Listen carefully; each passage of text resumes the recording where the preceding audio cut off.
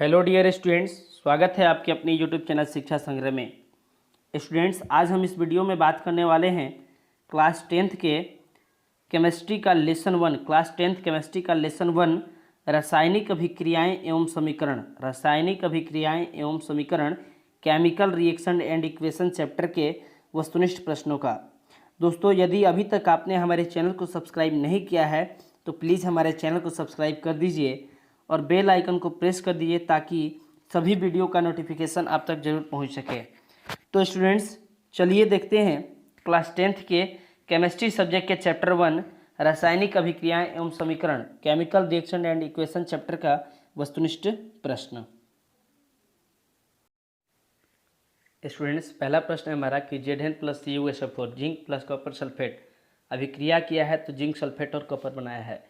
तो यहाँ Zn अकेला था और यहाँ पर कॉपर सल्फेट था अभिकारक में, और जब अभिक्रिया किया है तो प्रतिफल में जिंक सल्फेट यानी कि Zn के साथ SO4 आ गया है और Cu से SO4 निकल गया है। तो यहाँ पर विस्थापित हुआ, SO4 Cu से निकल करके और जस्ता के साथ विस्थापित हो गया तो जिंक सल्फेट बनाया। तो यहाँ ध्यान देना है कि जब जा करके SO4 यहाँ से Cu से निकल करके CuSO4 था, यहाँ से निकल करके और इसके साथ आ गया, ZnSO4 बनाया और कॉपर अकेला हो गया, यहाँ पर जस्ता अकेला था और यहाँ पर जिंक सल्फेट ZnSO4 बनाया।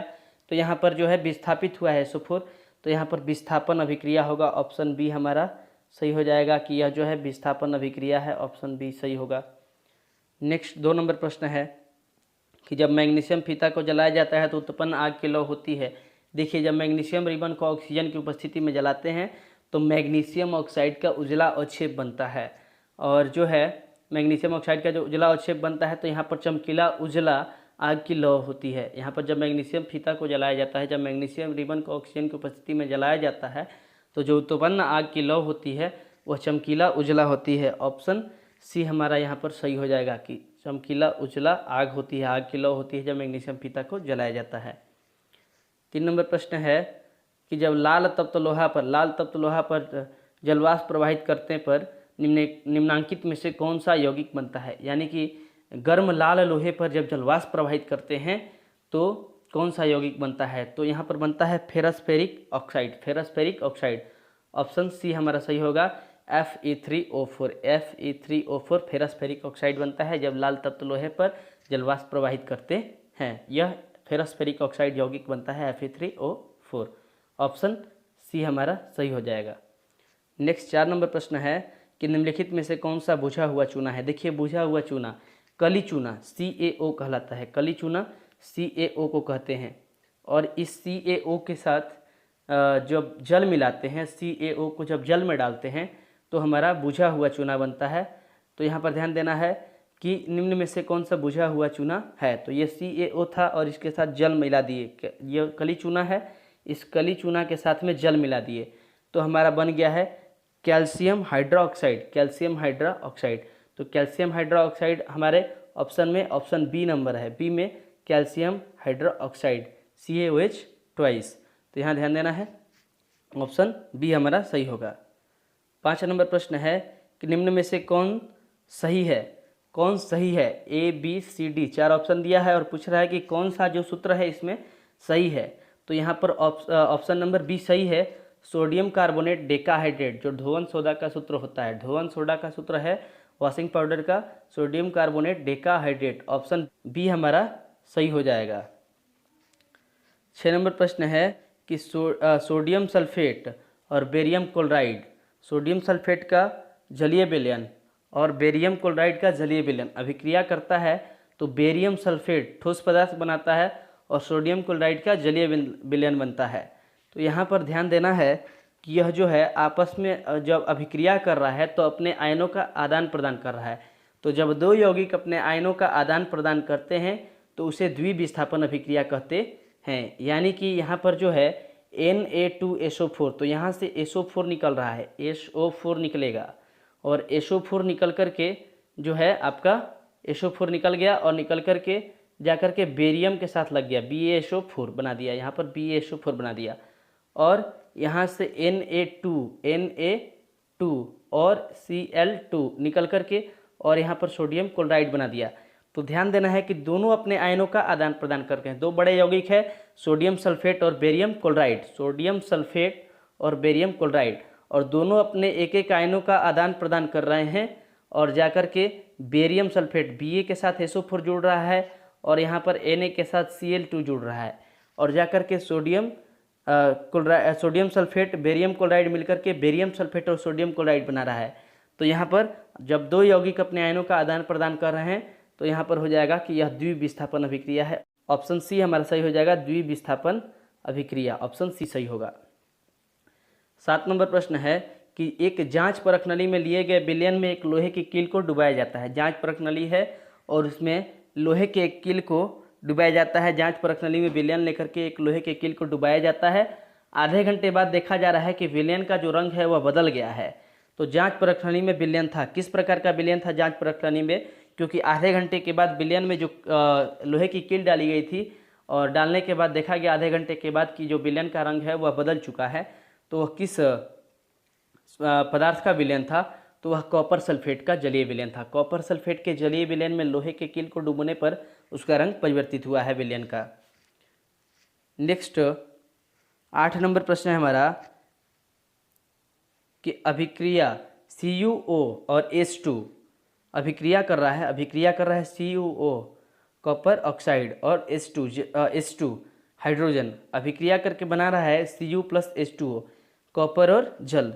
तो यह किस प्रकार का रासायनिक अभिक्रिया है, तो अपचयन, देखिए अपचयन, यहाँ पर अवकरण हो रहा है ऑक्सीजन, वैसी रासायनिक अभिक्रिया जिसमें ऑक्सीजन का निष्कासन और हाइड्रोजन का संयोग हो उसे हम लोग अपचयन अभिक्रिया बोलते हैं, अवकरण अभिक्रिया बोलते हैं। और ऑक्सीकरण होता है जिसमें ऑक्सीजन का संयोग और हाइड्रोजन का निष्कासन हो।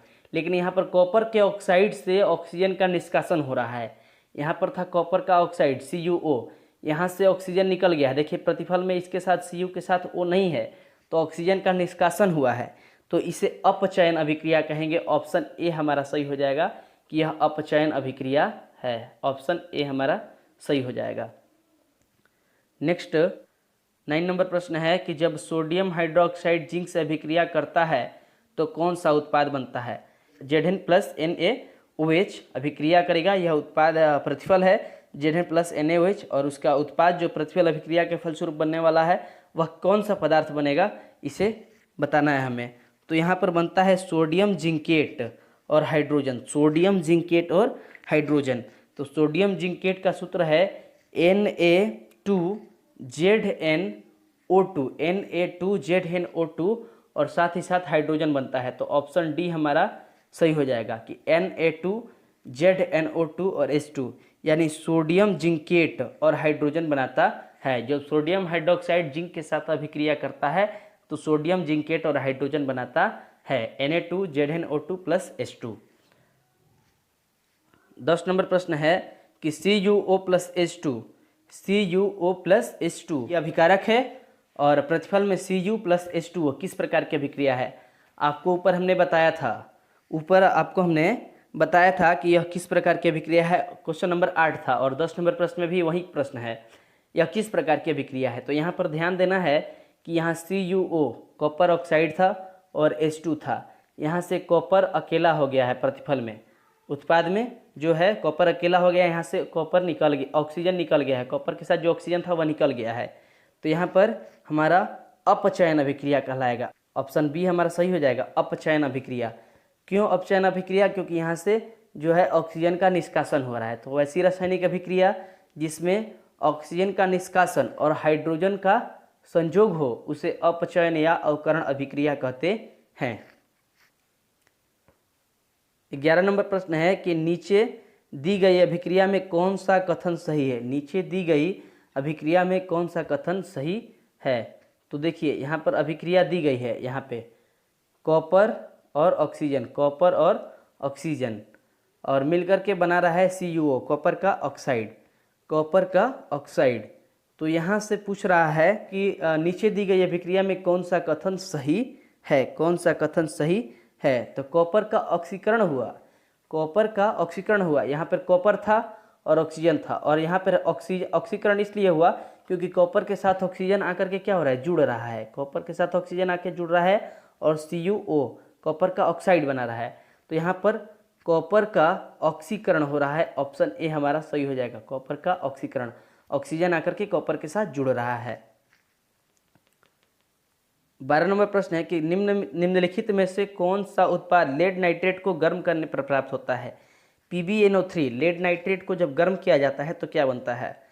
तो PbNO3 को जब गर्म करते हैं तो हमारा NO2 और O2 बनता है। PbNO3 को जब गर्म करते हैं तो PbO plus NO2 plus O2 बनता है। तो यहाँ पर पूछ रहा है, देखिए PbO यहाँ पर शीशे का ऑक्साइड का कोई बात नहीं किया है, लेड ऑक्साइड का, लेकिन इसमें पूछ रहा है कि गर्म करने पर कौन सा गर्म करने पर प्राप्त होता है। यहाँ पर ऑप्शन देखिए बनता है PbNO3, लेड नाइट्रेट को गर्म करते हैं तो PbO plus NO2 plus O2 बनता है। तो यहाँ पर NO2 प्लस O2 पूछा है, यहाँ पे ऑप्शन में है, तो NO2 plus O2 option D हमारा सही हो जाएगा। 13 नंबर प्रश्न है कि निम्न समीकरण CaCO3 को अभिक्रिया कराते हैं उष्मा की उपस्थिति में। अभिक्रिया हो रहा है CaCO3 जब कैल्शियम कार्बोनेट को गर्म कर, CaCO3 बोले तो कैल्शियम कार्बोनेट, जब कैल्शियम कार्बोनेट को गर्म करते हैं तो कैल्शियम का ऑक्साइड और कार्बन डाइऑक्साइड बनता है। यह किस प्रकार की रासायनिक अभिक्रिया है?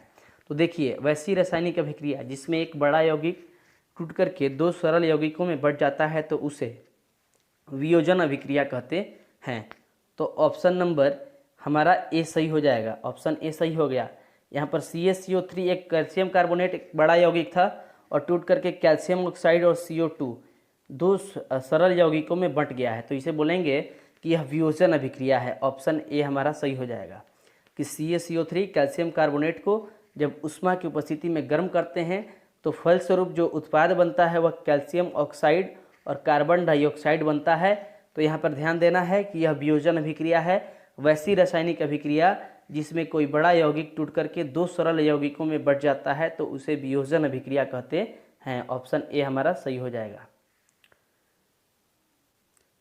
14 नंबर प्रश्न है कि लाल तप्त आयरन पर जल वाष्प प्रवाहित करने पर कौन सा यौगिक बनता है? ऊपर आप लोग इस प्रश्न को पढ़े थे कि लाल तप्त लोहे के टुकड़े पर जल वाष्प प्रवाहित करते हैं तो कौन सा यौगिक बनता है? तो आप पढ़े थे कि फेरस फेरिक ऑक्साइड बनता है, फेरस फेरिक ऑक्साइड। तो फेरस फेरिक ऑक्साइड का सूत्र होता है Fe3O4, ऑप्शन सी हमारा सही हो जाएगा, फेरस फेरिक ऑक्साइड।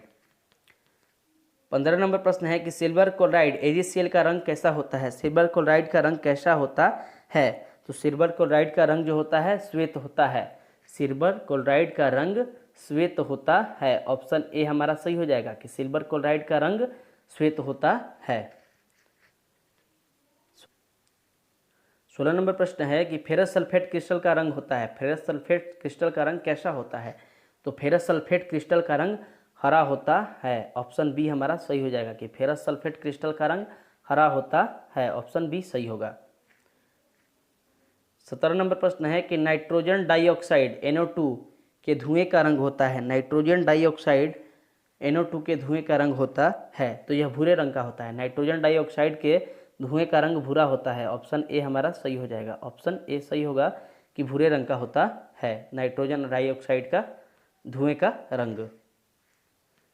18 नंबर प्रश्न है कि श्वसन किस प्रकार की रासायनिक अभिक्रिया है? श्वसन किस प्रकार की रासायनिक अभिक्रिया है? तो श्वसन उपचयन अभिक्रिया है, श्वसन उपचयन अभिक्रिया है। ऑप्शन ए हमारा सही हो जाएगा कि श्वसन उपचयन अभिक्रिया है।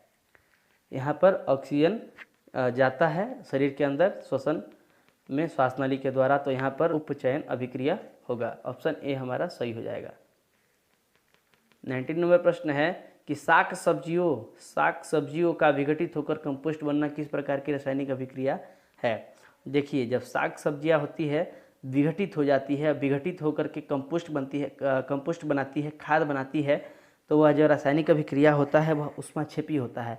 वैसी रासायनिक अभिक्रिया जिसमें ऊष्मा प्राप्त होता है, ऊष्मा मिलता है, तो शाक सब्जियां जब विघटित हो जाती है तो जो कंपोस्ट बनाती है उसमें ऊष्मा हमें देती है, तो ऊष्मा देती है, तो ऊष्माक्षेपी अभिक्रिया। ऑप्शन बी हमारा सही हो जाएगा। नेक्स्ट 20 नंबर प्रश्न है कि उपचयन वह प्रक्रिया है जिसमें, देखिए उपचयन प्रक्रिया जो है, उपचयन अभिक्रिया, इसे ऑक्सीकरण अभिक्रिया भी कहते हैं। उपचयन प्रक्रिया में जो होता है ऑक्सीजन का संयोग होगा, हाइड्रोजन का निष्कासन होगा और इलेक्ट्रॉनों का त्याग होगा। यानी ऑक्सीकरण अभिक्रिया भी इसे कहते हैं, जिसमें ऑक्सीजन का संयोग होता है, हाइड्रोजन का निष्कासन होता है और इलेक्ट्रॉन का त्याग होता है। उपचयन अभिक्रिया या ऑक्सीकरण अभिक्रिया, ये दोनों एक ही प्रक्रिया है, एक ही अभिक्रिया है। इसका गुण होता है कि इसमें ऑक्सीजन का योग होगा, हाइड्रोजन का वियोग होगा और जो है आपका इलेक्ट्रॉन का त्याग होगा। ये सभी गुण ऑक्सीकरण अभिक्रिया में, उपचयन अभिक्रिया में पाया जाता है। तो इसमें ऑप्शन है हमारा कि ऑक्सीजन का योग होगा, हाइड्रोजन का वियोग, इलेक्ट्रॉन का त्याग सभी। तो हाँ, उपचयन अभिक्रिया या ऑक्सीकरण अभिक्रिया में ये सभी कार्य होते हैं। ऑक्सीजन का योग भी होगा, हाइड्रोजन का वियोग होगा और इलेक्ट्रॉन का त्याग होगा। यानी ऑप्शन डी हमारा सही हो जाएगा। ऑप्शन डी सही हो जाएगा कि उपचयन प्रक्रिया है जिसमें ऑक्सीजन का योग, हाइड्रोजन का वियोग और इलेक्ट्रॉन का त्याग तीनों होता है। ऑप्शन डी हमारा सही हो जाएगा, ऑप्शन डी सही होगा। तो दोस्तों ऐसे ही और वीडियोस पाने के लिए आप हमारे चैनल पर बने रहे। हमारे चैनल को सब्सक्राइब कर दीजिए, वीडियो को लाइक कर दीजिए, कमेंट कर दीजिए और शेयर कर दीजिए अपने दोस्तों के साथ, ताकि वो भी पढ़ सके।